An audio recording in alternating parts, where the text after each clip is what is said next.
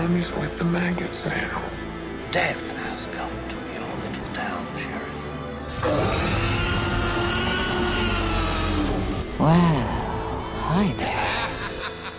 Hello, and welcome to Would You Die, the show where, fuck the beast, I am the beast. I'm Austin Torres. And I'm Anneliese Petersmark. And what are we talking about today? We are continuing Love and Let Die Month with the movie Fresh. Not expired. Not expired. Absolutely not. Spoiler alert for Fresh. We're going to be obviously talking about it, but we got to give that disclaimer. Especially this movie. If you haven't seen it, go on Hulu. It's a Hulu original. Watch it. Go in blind. It's fun. And yeah, this is your warning. So spoilers now. We're taking the Band-Aid off. Here's your synopsis. After quitting dating apps, a young woman named Noah meets the supposedly perfect man and accepts his invitation to a romantic weekend getaway, only to find that her new paramour has been hiding some unusual appetites. Ooh. Spooky. Yum, yum. Appetites is your hint there. He does cannibals.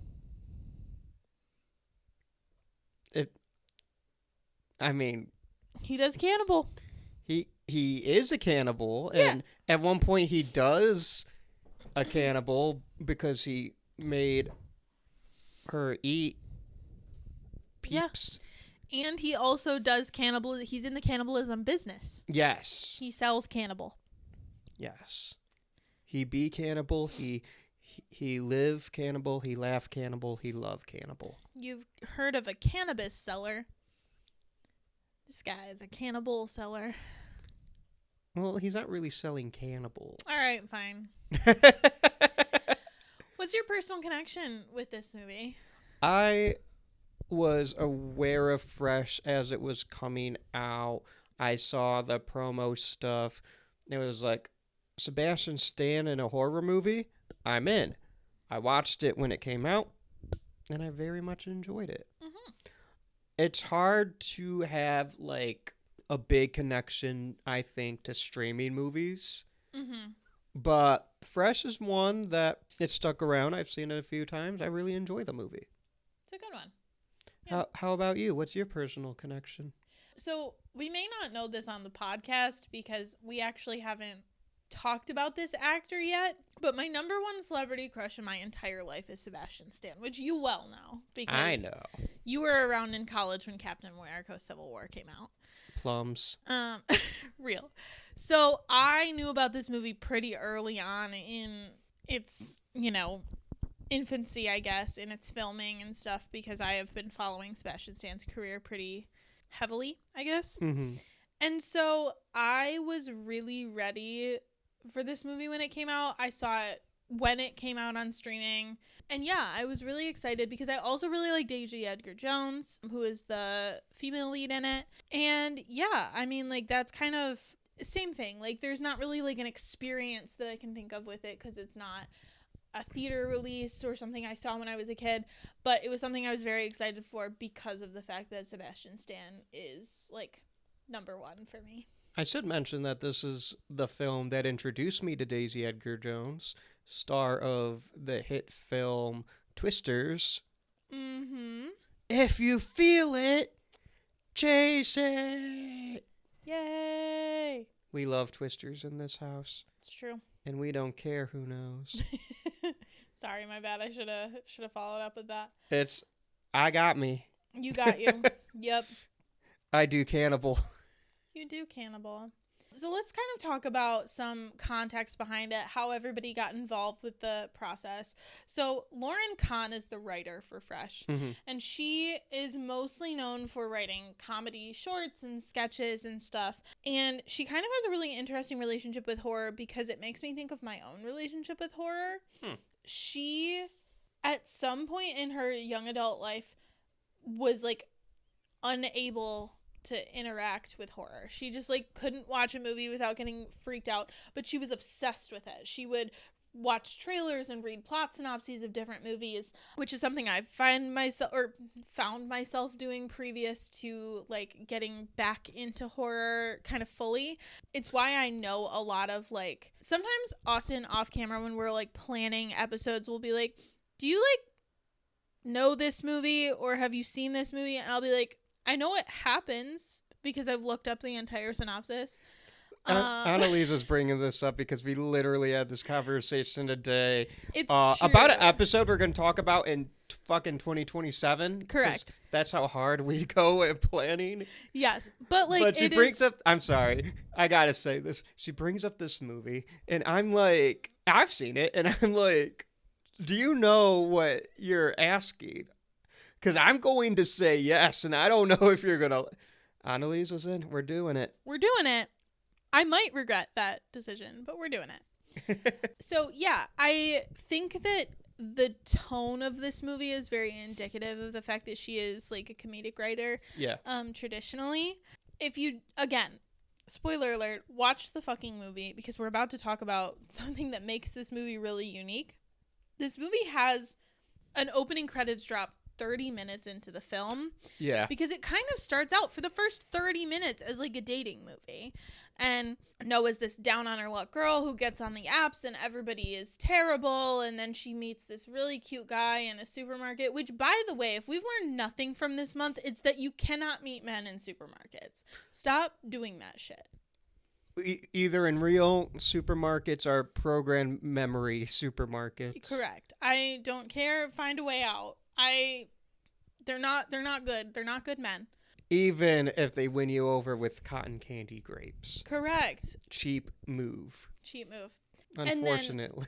then, obviously, like, you know, she meets Steve, who is this perfect, beautiful man, played by Sebastian Stan, and he's like, let's go away together. So she goes up, like, north or whatever into the woods, and then credit drop because she's a prisoner and is gonna have her body parts harvested for cannibals.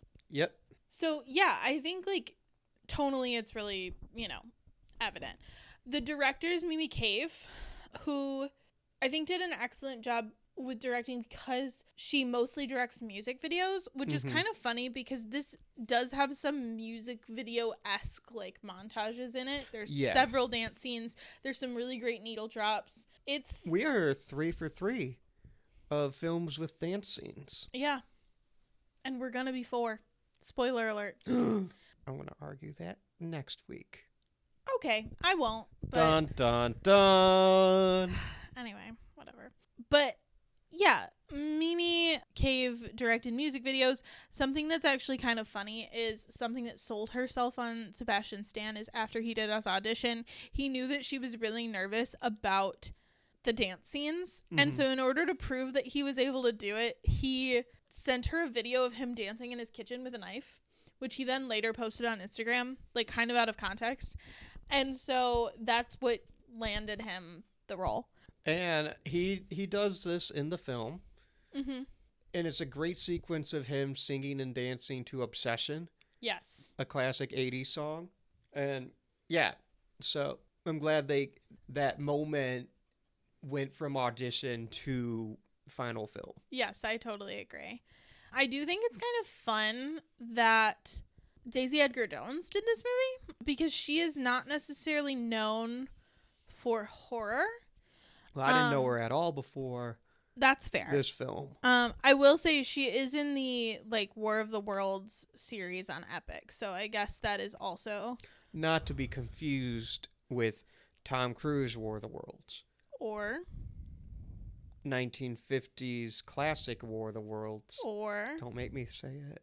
Fine, I'll say it. Ice Cube War of the Worlds. Fuck. Say it 3 times in the mirror and he appears. For anyway, your data.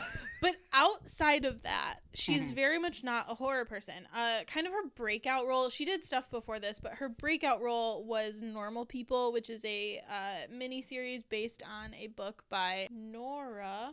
I'm surprised you don't know this. It's your favorite book. Shut up. Nope, it's not by Nora. I was thinking of Nora Sally Ephron. Rooney, it's right? By Sally Rooney. Yeah. Let's start over. Stephen King. Let's try that fucking again. Her breakout role, not her first role, but her big breakout role was Normal People, which was a mini-series based on the book by Sally Rooney. Very, like, literary fiction, like, romance, but, like, kind of doomed romance. And then... Like the 2025 War of the Worlds with Ice Cube. Exactly. And then, obviously, like, has done some other things. Like, her, like, since Fresh has done Where the Crawdads Sing, which is, like... Twisters. Yes. Where the Crawdads Sing, which was literary fiction, and then Twisters. Twisters. Kind of an action movie. If you feel it. Jason. Yay! I don't know why I'm being this way. I fucking love that movie. I love that movie because here's the thing: is like all-time celebrity crush, Sebastian Stan. Yeah. Right underneath current celebrity crush, Glenn Powell. So Daisy day, every Edgar day. Jones is living your dream. She really is, truly. Yeah, no, I won't lie. That's absolutely how I feel about her. But, and now she's like, she also starred opposite Jessica Elordi, who I was like not sold on until Frankenstein, and now I am. I've so. only seen him in Frankenstein, so. I've also seen him in The Kissing Booth, which did not leave me with a great impression of him, but. I have yet to see it. Frankenstein, phenomenal. Looking forward to seeing Wuthering Heights. By the time this episode comes out, I will have seen Wuthering Heights. Oh, because we record so early. Mm-hmm. And we don't care who knows. And we don't care who knows. But listen, I'm not sure if it's going to be good, but I'm going to go see it. And I'll let you guys know in like a month. Yeah. Stay tuned next month to see if we wuthered those heights. Real. So yeah, I just think that the way that this all came together is kind of interesting in terms of who's in it and who's involved, because kind of many of the big pieces, this is not their normal thing, right? Like Lauren Kahn, comedy. Mimi Cave, music videos. Sebastian Stan wasn't really doing horror movies before this, although you could make the kind of commentary now that The Apprentice is also a horror movie. That he has a bit role in Black Swan. That's true, yeah. But even then, Black Swan, people argue if it's horror or not. I think it is. I count it as horror, but like it's not what known for. I mean, what he's known for... He's known for Bucky Barnes Bucky, of the Marvel movies. But also, like, if we're even talking about his other roles, he does, like, I, Tonya is not horror, although it's a horrifying thing. He has a range of movies, but horror doesn't really... It's not like you think, yes, Sebastian Stan, famous Scream King.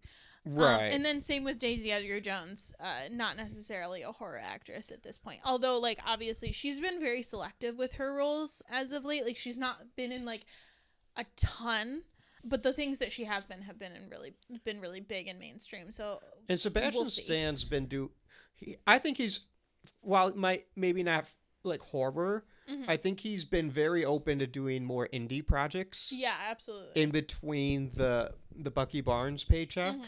And he's still doing a great job as Bucky Barnes, I think. I liked the Thunderbolts. I thought he was great in that movie. I also kind of completely forgot that he was in The Covenant.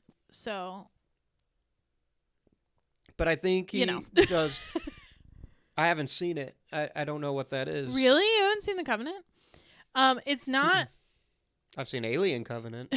The Covenant is not a very good horror movie, shall we say, from 2006. But considering you are kind of a fan of movies that most people would not be not consider good, I'm surprised you haven't seen it. Considering that your taste sucks. That's not what I meant. I just meant you watch anything and everything if that has a horror label on it. You're a movie slut. I didn't say that you would give it 5 stars, but I do think you would probably put a heart on it. That's all I'm saying. I am a hot... I almost said I am a hot whore. I am a heart whore. You are, and I love that about you. Sebastian Stan has a really amazing homoerotic shower scene in there in the boys' locker room. Oh, so I definitely gotta watch this. Yeah, I really think you do. I forgot he was in that movie. But other than that... But no, he does like... You mentioned The Apprentice, which he was nominated for an Academy Award for. He did I, Tonya. He did Pam and Tommy. Pam and Tommy. He's done, like... He'll do leading... What's A Different Man? Is that the movie? No. Yeah, A Different Man. Yeah, that came out the same year. 2024, yeah. As The Apprentice. Like, in between the Marvel gigs, he does a lot of different indie or mid-major movies. Yeah. Across all sorts of genre. Like, he has an exciting career. Is he like the only Phase 1 Marvel actor that's like still doing it? Still doing Marvel or still doing Still movies? doing Marvel. Anthony Mackie? I think that's it. I mean, And- there's a lot of people coming back. Yeah, Chris That's- Evans is coming. that's true. Chris Hemsworth never stopped. Are they the last two that are in it? Last three that are in it that aren't being brought back as a Hail Mary? Yeah, because RDJ, I ain't getting into that. Chris Evans, I'm like, okay, desperate.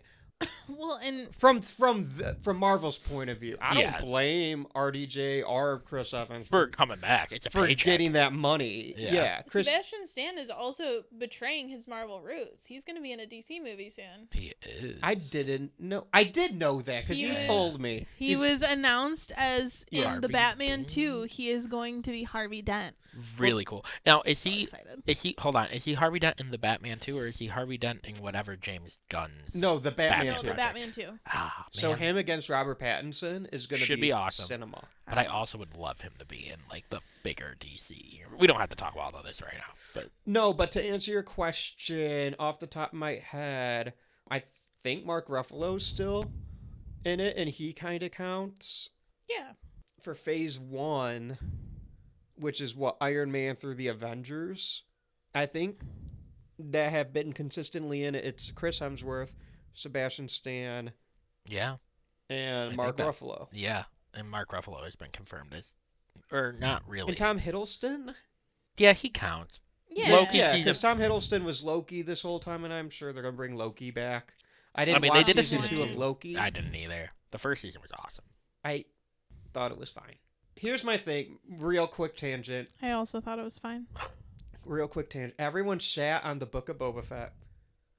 Everyone loved Loki. I thought they were the exact same show. I didn't watch the book. I don't blame you. It wasn't the best. And I love Boba Fett. That Yeah. is my favorite. And I like the show, and I like Loki too, but I'm like, I don't know, WandaVision was so much better and it wasn't even close. I do fuck with that music from Loki though. That the marching band plays. I think That's a good theme. the reason I didn't watch Book of Boba Fett was I'm more interested in the origins of Jango Fett than I am the origins of Boba Fett. And it wasn't even like a origins of Boba Fett Right. either. It was a continuation of Boba Fett, but it was weird about it because halfway through the show it just became the Mandalorian. Right. Spoiler alert. I didn't know The that. Mandalorian's in the Book of Boba Fett and just takes over. All this to say, there was once a moment where everyone thought Sebastian Stan should come in and play younger Luke Skywalker. And And it that would've- movement got enough traction that Mark Hamill said, yeah. You look at Sebastian Stan next to a picture of young yeah. Mark Hamill, they look the same. All I'm saying is it's not too late. Sebastian Stan as Be Luke Luke, Skywalker yeah. would go hard. It'd be so much better than deep fake Luke Skywalker that they did in Mandalorian and Book of Boba Fett. Here's what I'm going to say. Here's what I'm going to say about Sebastian Stan and his breakout roles and things that he should be known for. He was phenomenal as the Mad Hatter in Once Upon a Time, which nobody saw but me, but I saw it. That's what matters. He This was is true. phenomenal in Hot Tub Time Machine. Never seen it. Crazy. He was phenomenal in I, Tonya. I like Ayatanya a lot. He was phenomenal in all of the Captain America movies. I've seen those. And he was phenomenal in A Different Man and The Apprentice. And he's a jump scare in Black Swan. He's a jump scare in Black Swan. And honestly, he was phenomenal in this. Oh yeah, this is one of my favorite roles of his. Back to fresh. So, this is Love and Let Die month, right? Love and Let Die. Bow, bow. Sorry. I'm surprised I haven't done that yet. So let's talk about how much we hate men for the third week in a row. Love and Let Die. Exactly. So, fuck Steve, first of all. Yeah, he is kind of a motherfucker. He really is. He, first of all, vile person in general. He sells people's body parts. He also eats them. Also, he never gave me what I wanted, which was a description of what human meat tastes like. Oh. I'm sorry, the whole movie. So for full context, Austin, Jeremy, and I watched this movie together a couple nights ago. And Oh yeah, personal relationship. yes. Movie night. We hang out outside of this podcast sometimes. Usually for the podcast. Not always, but in this case, yes. And we watched this movie, and the whole time I was like, listen, I have no desire to eat human meat. I think, first of all, it's morally reprehensible, but also grosses me out. But I just want somebody who's done it to tell me what it tastes like. And then the whole movie, these motherfuckers go, it's indescribable. It's like nothing I've ever had before. Just tell me if it's like tastes like chicken or some shit. Like, that's what I want to know. And so if you have eaten human... No, I'm just kidding. I'm not advocating for that. Please don't eat human meat and then tell us about it. I don't want to know. Tell the police your crimes, not me. I kind of want to know. Don't tell us. Anyways, I have a theory. The writers of this film, Laura Kahn, Mm-hmm. Lauren Kahn, doesn't know what human flesh tastes like. That's fair. I'm just saying, I'm sure somebody's on the internet saying it. I never thought about that.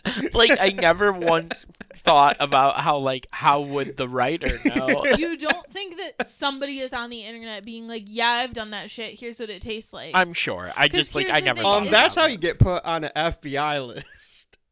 You search that shit on Google. That's fine. A year later, when I come out with my fucking screenplay about a cannibal, they'd probably be like, yeah, that makes sense. That's research. And also, like, I'm not saying anything crazy. I'm just like, look it up on Reddit. Like, no one's gonna fact check you. No one's gonna come out of the woodwork and be like, actually, that's not what human meat tastes like. I don't know. People say the darndest things on the internet. But my point is that I don't think anybody's gonna be like. My point is, I want to know. No film critic is gonna be like, actually, I've done it and it tastes like this, because they would get arrested. Moving on.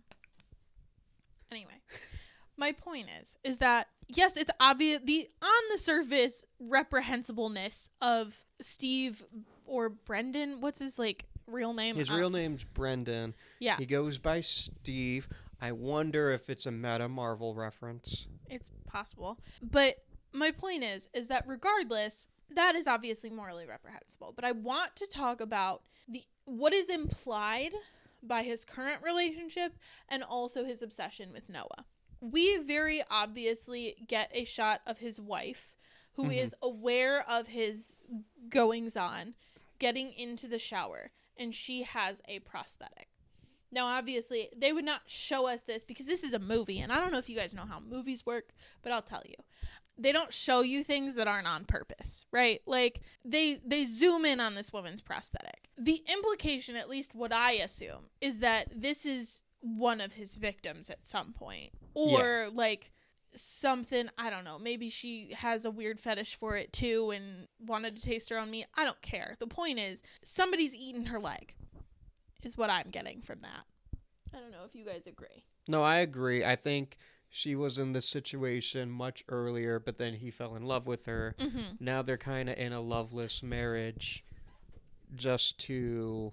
Or maybe not. We don't get enough of their interactions, but I think the spark died. Yeah, I think... So not only is this man a cannibal, he's a cheater.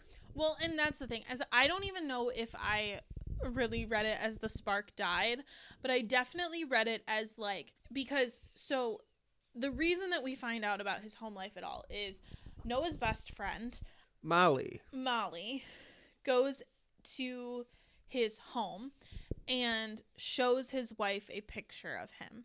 And now the only picture that she has is a picture that Noah took when he was sleeping naked next to her. Mm-hmm.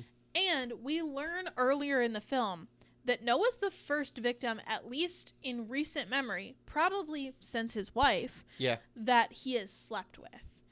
So I'm I guess I interpreted the coldness as either a loveless marriage or his wife trying to maintain the status quo because she has realized that he has had an intimate relationship with Noah, which up to this point, we don't know. It could be both. Both of those options don't necessarily exclude the other. Right. And I think that at the very least, it is including his wife realizing that, hey, maybe I'm not as special as I thought I was. Right. Because I think that it probably began as a Stockholm type syndrome thing. Right.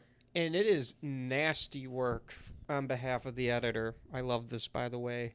They cut from the shot of revealing the wife's prosthetic to the next morning of Steve running both legs intact. Yeah, it's very purposeful and like makes you feel icky. Real icky. Awesome. It's icky. It's awesome. It's icky. Lee awesome. So anyway. Icky awesome. My point here is that obviously, like, not only is this awful and reprehensible that he has Stockholmed one victim, but he's trying to do it again. Mm-hmm. And this is kind of leading me to the purpose of the specific brand of cannibalism that Steve, Brandon, whatever, markets in. Which is, not only is he selling pieces of meat, he is selling the experience of this luxury experience of these pieces of meat that are attached to women. And right. We know this because we watch him pack up these boxes, and he talks to Noah about it. He includes their clothing, a picture of them, their name. These men want to feel connected to these victims. The victims. And it kind of like, there is this like idea of possession in this story that I think is unique about this specific brand of this type of horror. Because like cannibalistic horror is not like a new thing, you know what I mean? But it as kind of an allegory for the way that like men desire to possess women inside and out is, I wouldn't say like revolutionary by just this movie, but I think it's a very specific genre is my point. I also think there's kind of a Catholic reading of this film because there's a lot of imagery of like the goat Satan. Mm-hmm. Not Satan's the greatest of all time. I mean like the literal goat form of Satan. Mm-hmm. And I think, I don't know, I'm just kind of pulling this out of my ass if I'm being perfectly honest. No, but I could see something like a communion metaphor here. Yeah, a communion metaphor. You know, when in the Catholic Church, when you do communion and you eat that wafer, you're eating Christ. Transubstantiation, which is the idea that it is the literal body. It is not a metaphor. It is the literal blood. It's not a metaphor. Right. And in that sense, you are becoming one with the Lord, right? Yeah. So I think there's something. I don't think they would put the images of Satan on the dishes of these ultra rich. Yeah, these are like Steve says in the movie. So this is text, not subtext. He's serving the 1% of the 1%. Yeah. So these are the billionaires. Right. And that's what billionaires do in real. I don't know if they actually eat. They probably do. They're all. I wouldn't be like shocked if it came out, but you know. Right. Like, exactly. They probably do even worse, and there's not much worse than that. Yeah. But if you think about it, a lot of these people become billionaires through the exploitation of labor. Their money comes from the blood of others. Yeah. Yes. And I definitely agree. And I think that this idea of the ownership that they feel over these women is also what attracts Steve to Noah. Mm-hmm. Because not only is Noah different in that she fights back at first, and then instead of just like rolling over and taking it the way that it seems the other women do and like kind of slipping into insanity, but she also like she at least pretends, so in his mind, becomes intrigued at the prospect. She ends up asking him to describe what it tastes like, and she gets they have dinner together and she eats it. But Mhm. even before the kidnapping, Right. he must find something in her that he enjoys because he sleeps with her in a way that he didn't do with the other women. Right. And my theory on this is it goes back to the speech where she says that she believes that love is bullshit. I think that probably most of the other women, because he's picking these women up in grocery stores, he's picking them up by flirting with them. He is Right. engaging in at least a romantic relationship with them, or trying to. And I have a feeling that a lot of them, in his mind, because he believes he's doing some kind of greater purpose, feel very juvenile in that, and feel too trusting all in all together. They are 100% like, I'm in love with you. Like, I want a romantic relationship. I want love. I believe in love. Whereas Noah's like, I don't know. I don't really think that love exists. I have been around the block before. Like, I know that. Right. And I think that Steve has this desire to prove her wrong, because if he can possess her, if he can have, like, win her over, then it's like a conquest, right? It's the same reason why, like, Yeah. normal asshole men will go after lesbians and just be like, you haven't just had the right, like, man yet. Right. You They know think what I their mean? dick can solve. Lesbianism. Yeah. Yeah. That's kind of how I feel about what he is doing. At least that's my theory about what he is doing and what draws her to him initially. Because again, it's made a clear point that he sleeps with her and he has not done that with other people. So, The theory of cannibalism, the theory of cannibalism. starring Eddie Redmayne, I can't. Sebastian Stan. Oh my god. What a crazy movie mashup. Our double feature.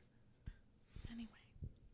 So, as far as, like, the cultural impact go, I think it just, like, was a conversation of normalized violence against women. I think there is something to be said about the Catholicism angle as well. I think that's a really good point that I didn't really think about.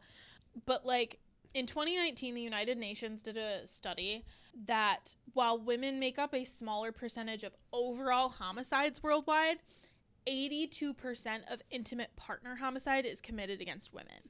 So this idea that if we're talking about in a partnership, there is an inherent power imbalance because of that statistic, I think that is kind of the conversation that's being had here overall. And it's really confusing as we go through the movie, because through the movie, Steve never loses his charm, right? It's not like he, 30 minutes in when the other shoe drops, shall we say, Right. it's not like he becomes like this sadist and he's like, how dare you fall for it? You know, like, haha, you're so stupid and you're an idiot. He's still like very suave, very kind, very charming. He only loses his charm after he had lost his manhood. Yes, absolutely. In the climax Mm-hmm. of the film, which unfortunately he can't do anymore. Huh. Because he lost his peen Yeah. and life. He died. She be biting. Kind of awesome, but also It's so yucky. I mean, like, yeah, it can be yucky for y'all, but it was sick. I mean, it could be yucky for everyone because he got it on her face. He got it on his face. Because it exploded. That's true, it did. Popped kind of like a balloon. Ugh. Like a sausage in a casing. Yucky. But fuck. But I think, why did I do that? Why did I put us? I don't know. I wanted to talk about it. It was good. I did too, but why? Why did I want to talk about it? Should we move on to our? No, because I had a point, and I'm trying to remember, but all I can see is his blood, his own blood and sperm on his face. I'm sorry that happened to you. No, it happened to Steve, not me. I just had to bear witness. It is a badass moment. I think so. But what was your point? I'm trying to remember. How did we get here? Oh, I wanted to say, I think the film is trying to, because you're talking about like the violence against women. I think there's a point to be made how men kind of in sexual relationships treat women like meat. Mm-hmm. I think this is a very overt metaphor. The women are meat Yeah. to the men in this film. The only one who kind of has a taste is Noah, and that's only because of the pressure of a man. And she throws it up. It's not even Yeah. like she is like, oh, I kind of get it now, and now I'm conflicted. Like, there's never a conflict. She is doing Right. this as a means to an end. Right. Yeah. Should we go forth with our superlatives? Sebastian Stanlatives. Sure. Superlafresh. Superlarush. Sue Daisy Edgar Jones latives. Noah-latives. Superlapine. Who would you save? Bite off the penlatives. I can't. No, who would you save?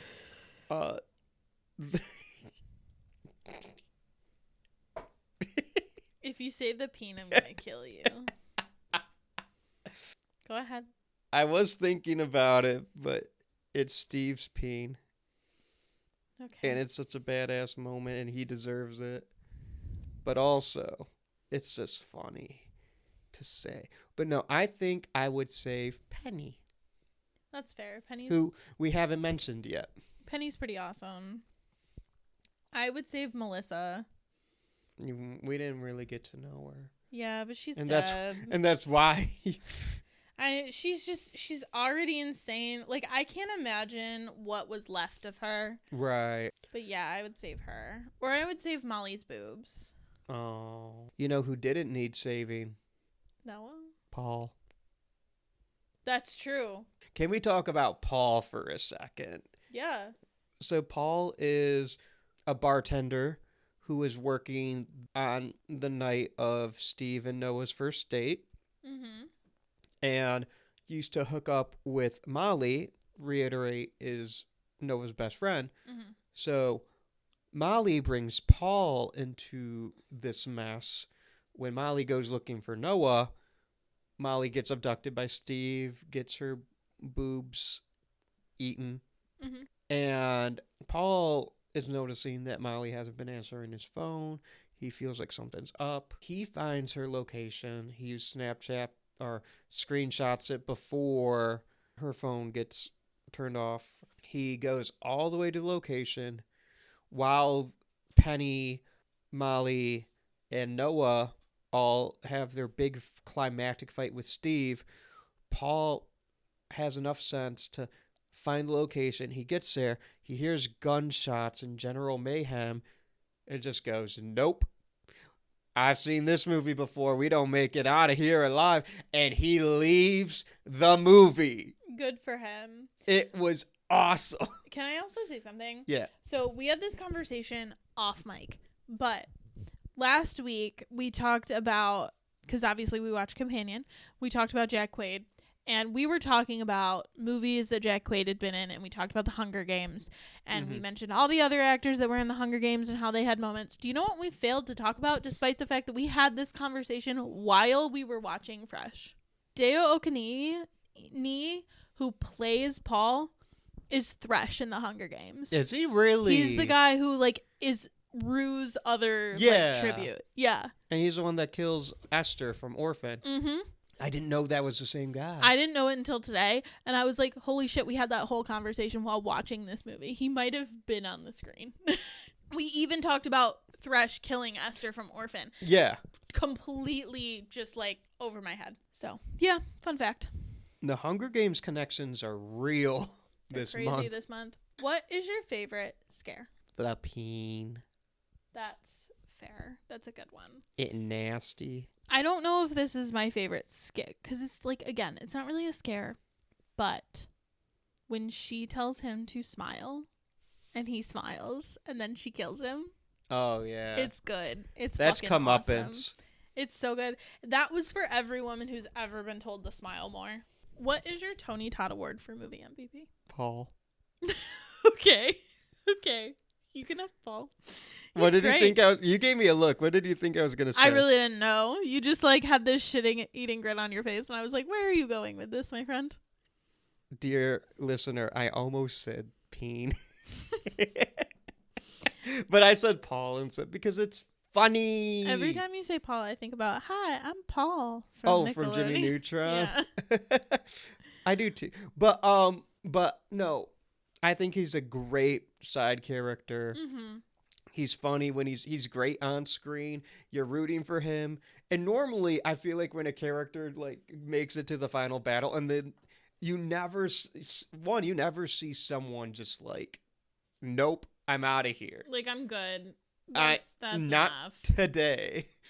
Like, that was so real and, pun intended, fresh. It was. It And was real and fresh. And I applaud the movie for doing that. I applaud Paul for doing that. It makes me laugh every time. It was good. Who is your Tony Todd Award winner for movie MVP? I'm going to go with Sebastian Stan, who I feel like is obvious, but I didn't want to take him from you. I mean, like, I think, here's the thing, is, like, I've thought he was a phenomenal actor since he's been in, like, Gossip Girl, you know, early stages of Bucky in Captain America. But I am kind of glad in recent years he has taken these projects that allow people to see that in him. Yeah. Because I feel like a lot of times, unfortunately, really good actors get dismissed if they are just, like, known for Marvel. Which I understand why. Like, I'm not going to pretend like I don't get that. But I do like to see when, like, because I think the same thing happened to Michael B. Jordan for a while. I don't think he's the right... Wait, what are you saying about him? Like, I'm saying, like, I think a lot of people, when he played Killmonger, were like, he's great as, like, an action Marvel star, but they didn't really see, like, his depth of an actor until, I mean, I guess, like, but I'm talking about, like, mainstream. I want to be clear, because he was in, like, Fruitvale Station, and, like, people who saw that really, like, knew who I don't he was. think But he's the best example to use just because he was only in one Marvel movie. I think maybe Chris Evans. that's fair, And yeah. Chris Evans had like his Knives Out, but then people are back on like, what is he without Captain America? And he's had a string of misses and near hits. Like, I don't think the Materialists were. I don't think that was a miss per se, but it was not like the hit that I'm talking like. Not personal preference, but just... No, yeah, no, I agree. I don't think he was the problem with that movie, but I agree. It was not exactly... He wasn't the solution to it either. Right. No, and I agree. Maybe Michael B. Jordan was not the best case, but I do remember when he signed on to Sinners, there were a lot of people being like, but I don't know if he can do that. Right. The real ones knew. The real ones knew, because anybody who saw, like, you know, other stuff of his... Because, like, ScarJo, she... stops doing the Black Widow. Mm-hmm. She does stuff like Jojo Rabbit and Marriage Story, mm-hmm. and now she's in Jurassic World. So it's like, mm-hmm.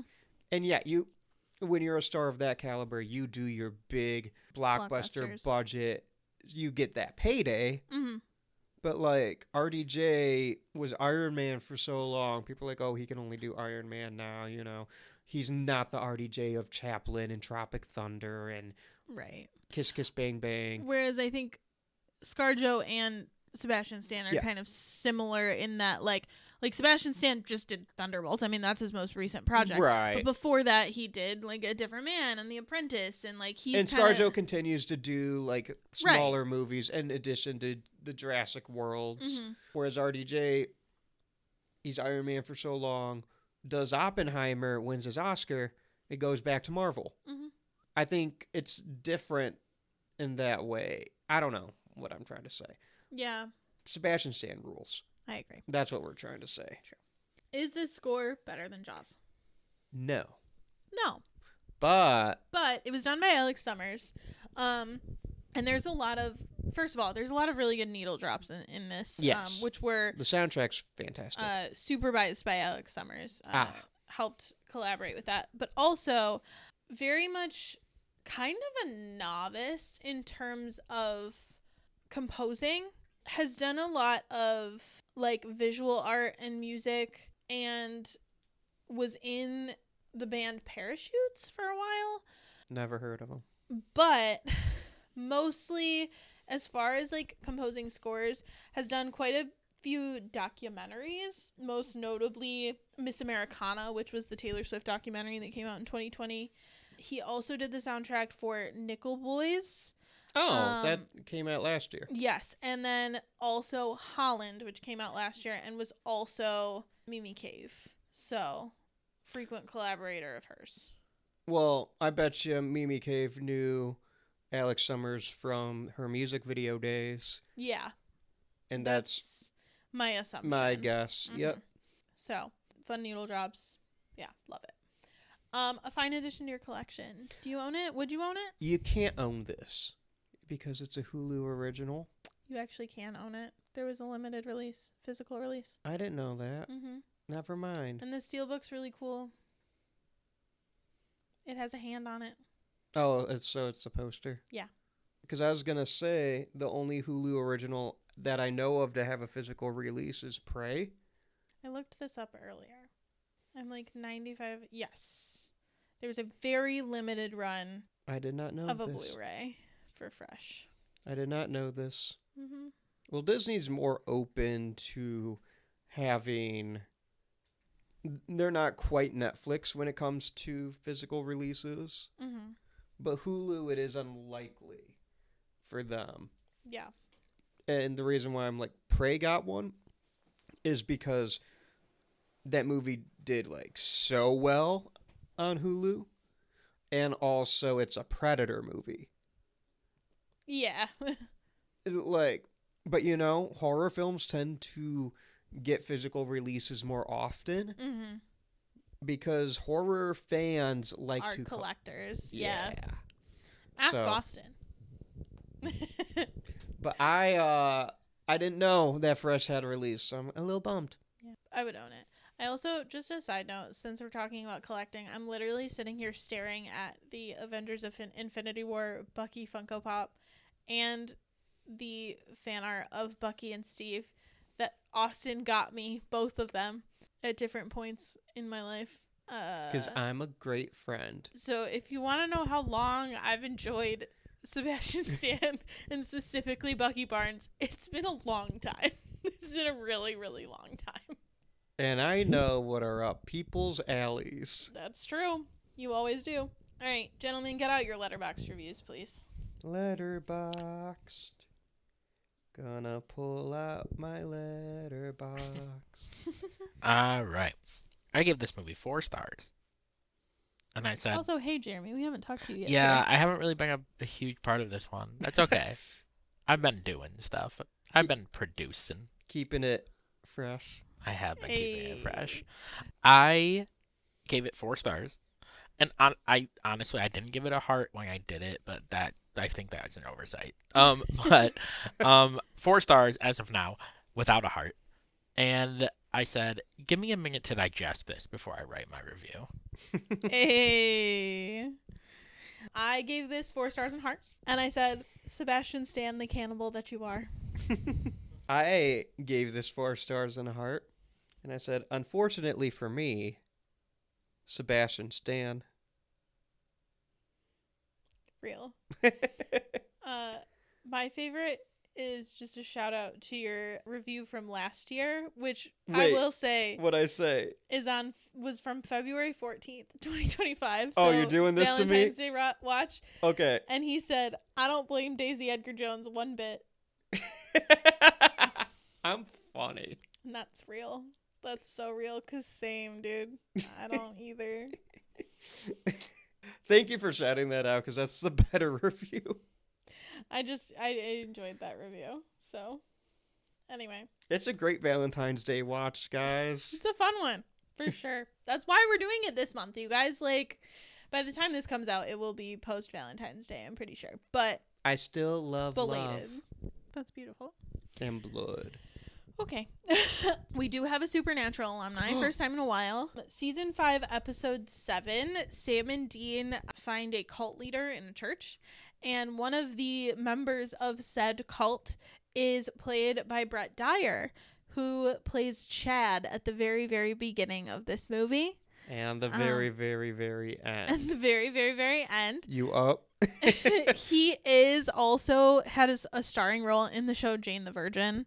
So shout out to all my Michael fans out there. All my Team Michael people. Shouts out. They'll know what I mean. I don't. If you're a lover girl, you get it. So our special edition superlatives. Smash or pass. Let's just go around. Daisy Edgar Jones, who plays Noah. Smash.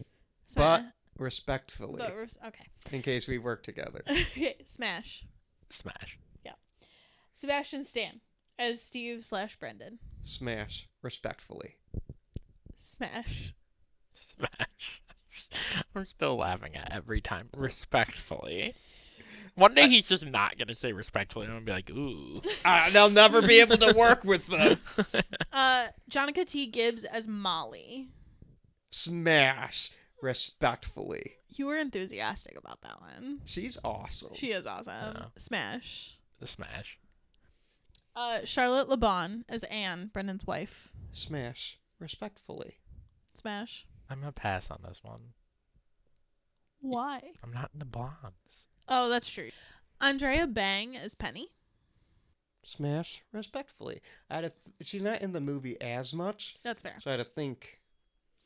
I'm going to say smash. She is in Kim's Convenience. Okay, that's what I was going to ask. Because I was like, I can't remember who Penny is. Yeah, and I love her. She's the girl in the room next door, right? Yes. Mhm. Okay. Mhm. Yeah, I like her a lot too.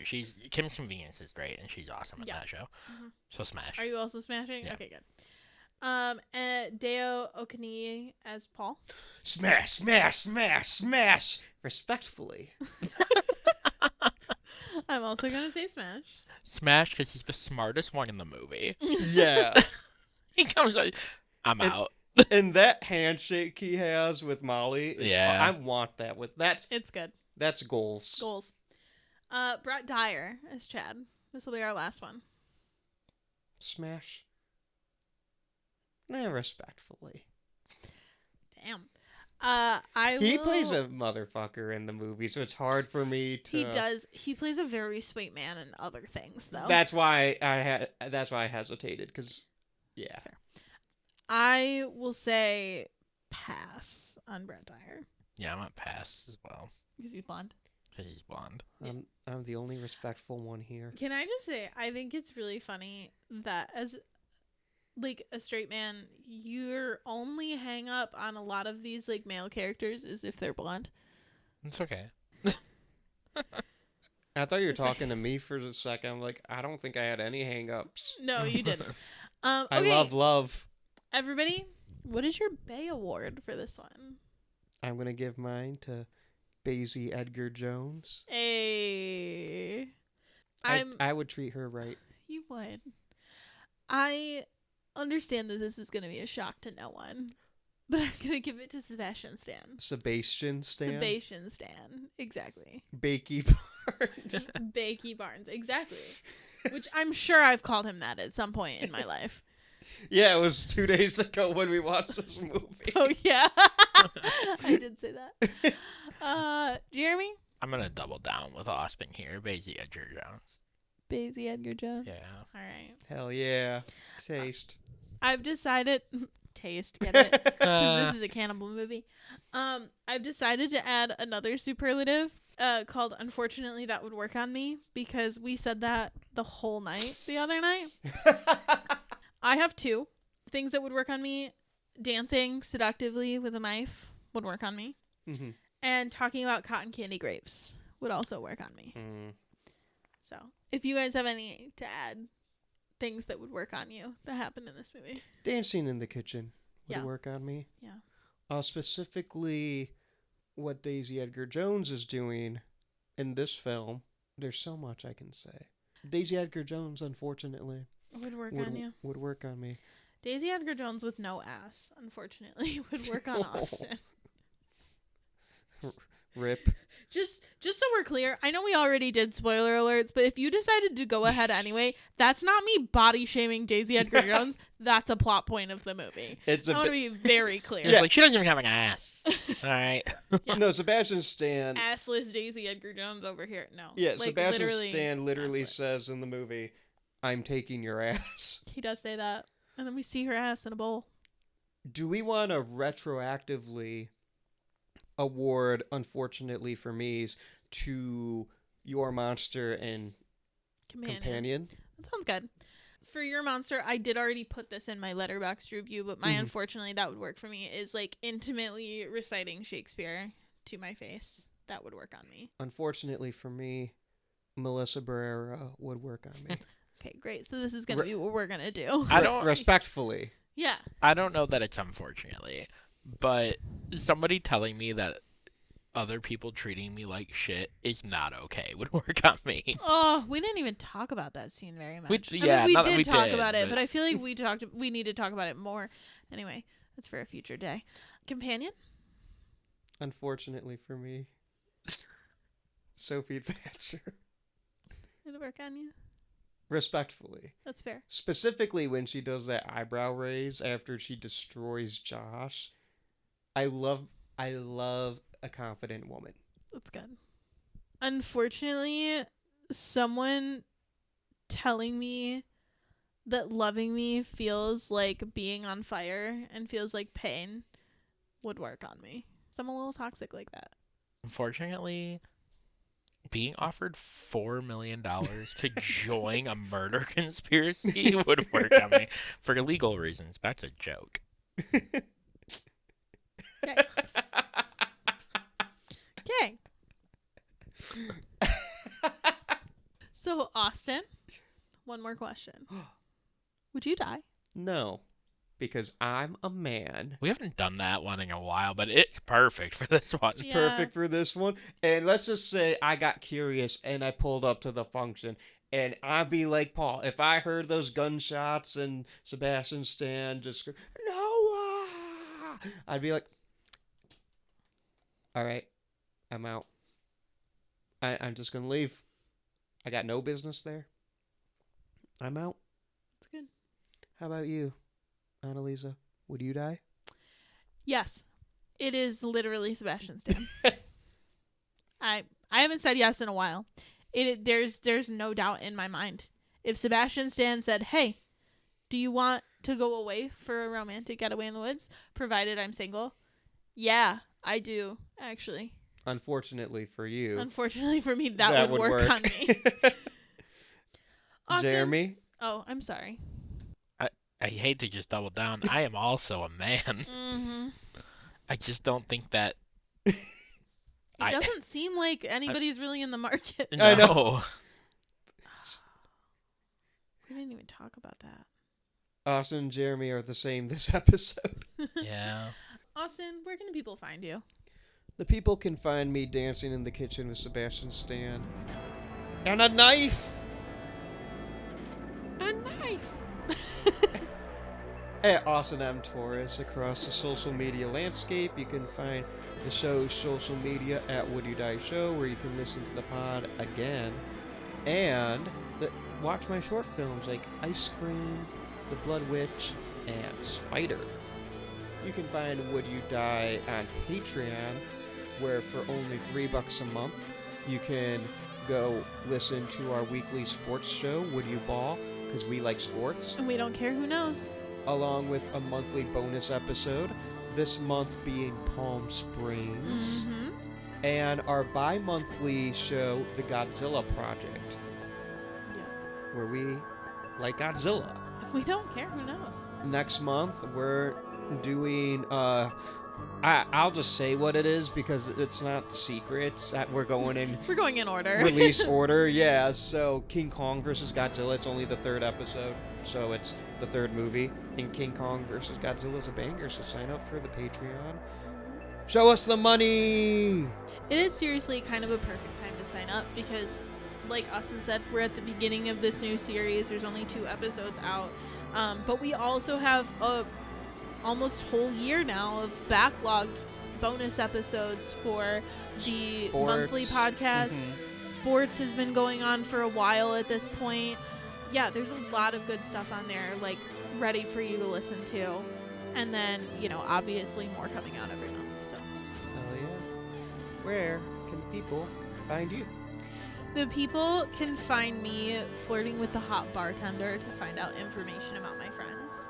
You can also find me at Whimsawillow on Threads, on Instagram, on Letterboxd, on Tumblr. I just started a new movie Tumblr. I know I've plugged it for the last couple weeks, but it's filled with some good fun stuff. Join my journey as I try to watch 5 movies a week this year in 2026. How are you doing with it so far? So far, I am, As of recording date, almost caught up. I fell a little behind, but I'm only like 1 movie behind now, so yeah, we're doing okay. I'm at 32 movies. I can't say the same. That's not where I'm at. Anneliese has read like 6 books this year, though. That's true. I've been doing a lot of reading too. I can't read.